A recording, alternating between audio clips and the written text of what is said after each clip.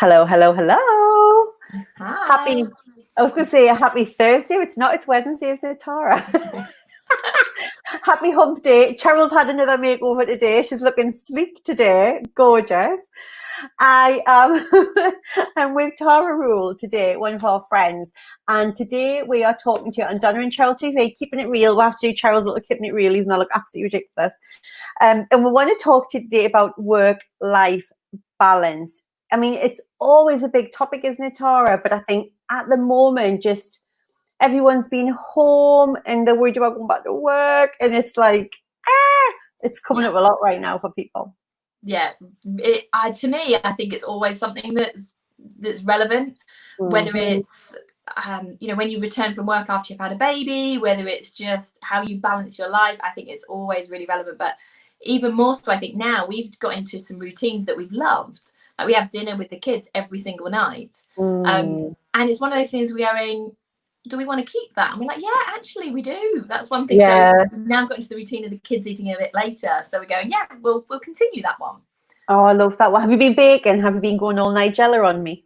Sometimes I am a baker, I have to say. I do like it's I think it stems from the mum guilt. From going, because I work full time, there's some things that I then overcompensate on. So like their birthday cakes are a bit of a speciality of mine. Oh, all driven by guilt though, so that's all good. As long as you can taste the love and not the guilt, it's all good. Exactly. But it's so true, isn't it? And I know we've had this conversation before. I mean, I've posted about this on LinkedIn. I remember a while ago talking about work-life balance, and I got a few quite heated responses saying it's a myth, it's bollocks, it's no such thing. I was like, that's fine. You have your belief. Like, for me, there is such a thing as work-life balance, but your point is always that's because it's individual. Like, it's not, you can't blanket approach what work-life balance is for me, for you, for the guys that work for you. It's individual. Completely. So for me, I work 5 days a week, and normally when I'm in the office, obviously not in the office at the moment, normally when I'm in the office, I leave at 8 a.m. and I get home at 6:30 p.m. and I work 5 days a week, and I feel really comfortable that I have a good work-life balance. I'm really aware that there are some people look at my life and go, oh my God, you've got it completely out of whack. How could you do that? But I think that's the thing, it's personal, and I think it's for everybody to figure out what does good look like for them, because it is so individual. Just because it works for me doesn't mean it will work for the next person.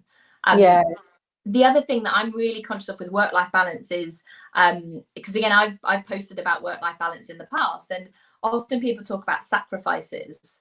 And to me, it's going, actually, I switch my mindset. Donna, you know me, I'm a positive person, a positive thinker. All the way up. Like you and Cheryl are like 99% positive. Yeah, exactly. Like my glass isn't half full, it's overflowing. But one of the things that I think about is going, actually, I don't think about sacrifices. I think about choices. So do I choose to work these hours? Do I choose to work full time? Do I choose the lifestyle and the things that I want? And actually it's around choices rather than sacrifices. And I think that's a really key thing for figuring out your work-life balance, because if you feel like you're sacrificing, you're always going to have that negative spin to start with. God, 100%. Like even the word sacrifice, it's just not like, nothing makes you want to go to work in that word, does it? Or give up time. And we see all the time, we like your language creates your world. So if you're saying I've got to, I need to, I have to sacrifice, it's like a very victim. There's a huge fly flying around. I think it's driving me mad. It's like a real victim energy straight away that you get in because of the language that you're creating. So to flip that and say like my choice is so important. Yvette's just saying, I think work-life balance is fluid. I like that, fluid. Sometimes you can choose to be more focused or at home and vice versa. Exactly. And balance could be like that 1 week you're flat out and you explain to the kids in advance that you're not going to see them much, explain to the hubby. But the next week you create more time so that you're at home and you finish a little bit more. I think it's when you're flat out all the time, you're not present in anything, you are not really feeling like you're having much of a life, and then you feel guilty when you're at work because you're not with the kids, and you have this kind of push pull everywhere you are.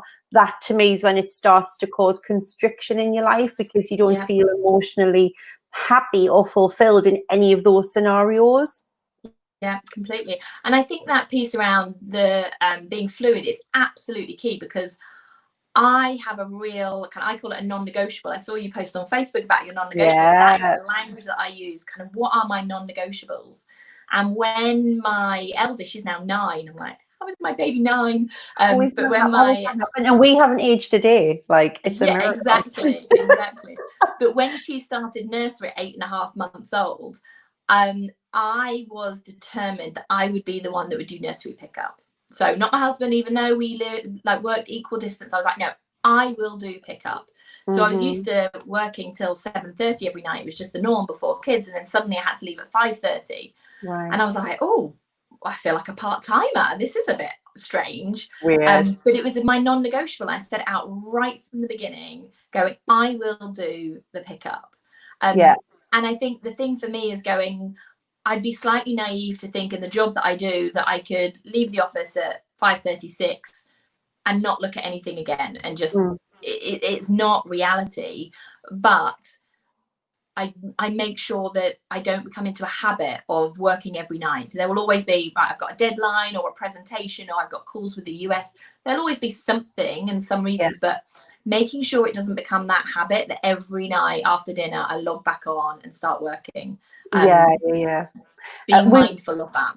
It's such a good point. I mean, we were coaching a lady who had a really big role with a global organization, and she said to me, like, I'm just so sick of working every night. I don't feel like I've got any balance. And I said, okay, talk me through it. And the long and the short of it was, she would leave work. The first thing she would do before she kissed the kids would be to take a laptop out and put it on the dining room table. And then she was just on it, nothing. And I went, what if you left the laptop at work? Like, what if her mind was blown? And I said, but what if just a few nights a week you left it, you have dinner, and then you say, right, I'm going to spend 20 minutes just on my phone checking emails in case there's anything urgent. I said, because there's always going to be stuff to do, isn't there? There's always a next presentation to write. There's always someone's appraisal coming up. There's always a feedback. There's always some There's always something, but you have to manage that. And sometimes I think the faster you get onto stuff with organizations, the faster you're expected to do it the next time. So sometimes it sorts itself out. I think prioritization is really key. I think when you get to the realization that your to-do list will never be done, it just isn't life, that you will look at your to-do list and go, I've done everything. All done, completely up to date. It just won't happen. So it's around prioritizing what are the things that are urgent, what are the things that I have to do today. I love a saying, which was, if you were going on a holiday tomorrow, what would you need to get done today? And I quite like that when you're going, oh, I need to do this. Really? Do you? So I think prioritization is really key in order to be able to get that balance. I love that. We use the Brendan Bouchard planners, and every day it's, what are your goals for today? And what are the things that you just must do? Like anything else doesn't make it onto the planner. So if I'm carrying forward stuff every day, I know that I'm clearly just I'm not managing my time properly, or I'm not choosing the right tasks. So we've got Yvette saying, and also work is part of life. We create a sense of duality between, rather than thinking there's like work over here and then my life over here. Especially for us, like we work in our homes, most people do now, and I don't know, like I don't have this, it's a work thing. It's not, I'll say I'm working, but I enjoy it. So it doesn't really feel like that. So it's duality. So true. Completely. So I've got a blog called Cocktails and Coaching, as you know. So I actually had a look back this weekend. I wrote a blog maybe 5 years ago, and it's about creating balance. And I gave an analogy that life is like a cocktail. And my favorite cocktail at the time was a caipirinha. And you needed a bit of rum, a bit of sugar, and a bit of lime. And actually, everybody was individual to go, okay, how much sugar, how much lime? And you need to find the perfect mix. But it is a mix of everything. It's not just one ingredient. I think, work and life, it's a mix of everything, and trying to find your own balance is key. It's so true. It's like the whole yin and yang, isn't it? The masculine and feminine, like everything in life's got an opposite. So it's just about finding where you are on that spectrum and keep adjusting it accordingly. Wendy was just saying, absolutely. What does good look like for you? Love that, Wendy. I choose to work some evenings so I can handle so I can have the girly dog walks in the day. Yeah. And that's like me. Like I block out 3 till 5 in my diary every day. So sometimes like I'll move it, or because last week we wanted to have a chat, I think at that time, so I just move it a little bit, Tara. But it's like I block that out because I love to go for my walk, because I've generally got a few evening sessions, so I just like to refresh my mindset before that. I listen to my heart, and that's a really important part of tuning in, Wendy. And if it feels like I'm giving too much to work, love that. And then Yvette was saying life and work. Sorry, pause. Oh yeah, no, I got what you meant, Yvette. Mel's saying it's absolutely about choice and recognizing when you're doing too much of one thing and other things are getting neglected. But I guess the thing I really wanted to ask you today is, like, girls, how are you, and boys, if there's anyone, how are you feeling about this experience that we've had, all of this extra time for most of us who are blessed to have had time at home? Like my sister hasn't had any extra time at home in her job, so not everyone's had that. But if you have had that time at home, how are you feeling about going back? Like, has it changed your view on what work-life balance looks like for you now? So Tara, you were saying for you don't want to give up now eating with the kids, but that doesn't mean that you're going to leave work 2 hours earlier. It's that blend of just, obviously there'll be a bit more planning and preparation potentially for it, and the girls eat a little bit later so you can all eat as a family. So that's one of your non-negotiables almost moving forward, isn't it? Yeah, absolutely. I think it is, as everybody returns to work, it's all going to look slightly different. And I know the term new normal is a bit of a buzzword. We literally got a tally of buzzwords that we use at the moment, a new normal. But I was speaking at an event last week, and somebody actually said it's up to us to define the new normal. And I really like that, rather than just accidentally slipping into it, going, oh, this is what new normal looks like. Absolutely. Actually choosing, what do I want my new normal to look like? I think it's about having that control and kind of taking that power to define what we want it to look like is key. Definitely. And we talk about this all the time. Like for us, we call it conscious creating. So you are always creating your life with your thoughts, with your actions, and the results that you've got in your life are a result of that. So now, more than ever in our history, and probably more than we'll ever get the chance to do again, we've had like this hard reset that we've all had to sit back and go, take a deep breath, press the on button again. So it would be crazy, like for me, it's just such an insane waste of this opportunity just to roll back into whatever that old routine was. Like, it's such a great chance to sit down. Like if I was working for you now, I'd be sitting down saying, right, Tara, like, I've loved this, so when the office is open, I'd love to be able to like work from home 1 or 2 days. I've proved that I can do it. I think I've been really super productive. My team engagement's still really high. Whatever that looks like for me, I'd be wanting to look to how can I take that forward and have that conversation with you now as my leader, rather than wait until you say, right, well, guys, this is how it's going to be. We're back to the office 5 days a week, or whatever that looks like. Yeah.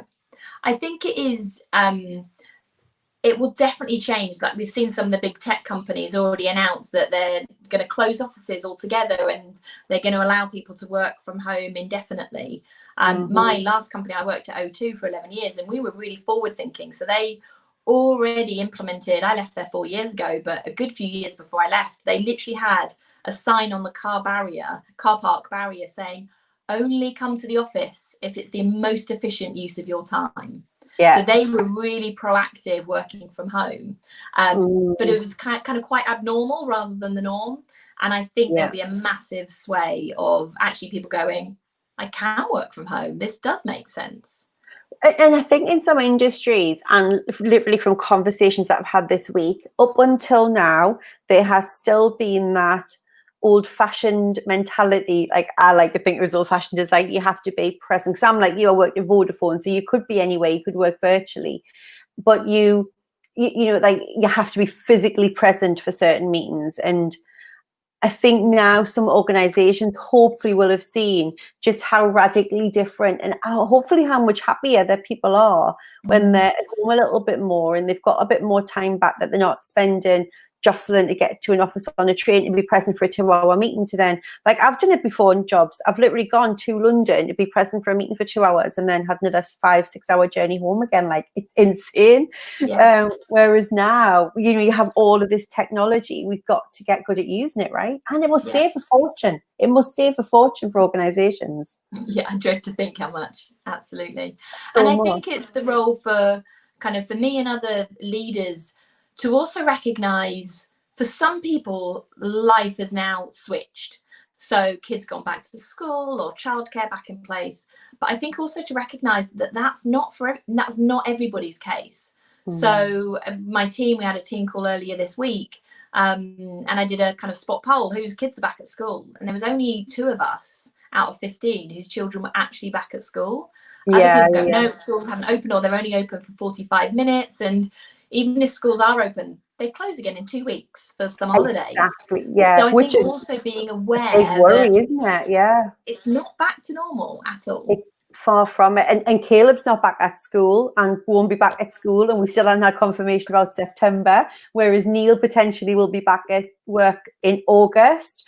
So I'm actually more worried about the other way of, like, it's like you said, it's not normal, we don't have our routine, but I'm in the bracket of how will I do business and childcare potentially in another few weeks. So be interesting to say.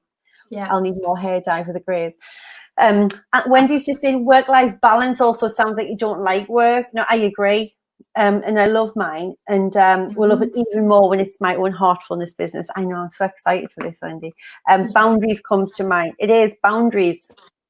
I think it's boundaries and clarity. And I know we say this all the time, but we're really, really good at saying what we don't want. Like, we're terribly British when it comes to moaning about it not being the way we want it. But when we ask people, what do you want? They really struggle with it. They really struggle with it, Tara. Like, it's like, well, and they'll still say, I just don't want to be back foot. Right, well, what do you want? Like, ask, like, get clear about what you want, and then go in and be quite, like, matter of fact about it. Like, so because I think some people run the risk of saying, well, this is it, and I want this, and that's that, and doesn't matter what Tara says, but you've got to go in with, like, this is my best case scenario. And if that doesn't pan out, actually, like, listening to what the business needs and what your leader needs, and just know what your best case scenario is so you can articulate that. And then most of the time you can meet in the middle. Most of the time there's a compromise to be had. I don't believe that all leaders out there are ogres and are just hell-bent on making employees' life. Not all of them. You know, and making everyone's life a misery. Yeah, definitely.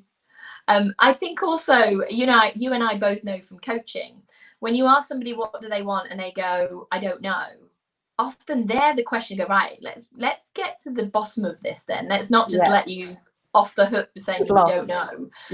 So when people say, I don't know what I want from work-life balance, actually it's really worth exploring, because they're often the biggest unlocks. Yeah. And when you think you don't know, you probably do. You're just not giving yourself space to think that through before, have you, a lot of the time? So just sit in it, sit in the discomfort of not knowing, and work out, like, what would your ideal day look like? Our coach still asks us that now. We had this conversation again last night because our business has changed a lot. So she's like, I invite you to really think about, what does your ideal day look like? And it's such a good question, because 2 years ago, when I last did the exercise, it looks very different to how it does now, because things have moved so much. Yeah. Yvette's just saying, I'm so much more productive because I can do my morning routine, have a shower, crack on, and working with the wet hair until I get on the Zoom. Time efficiency. Yes.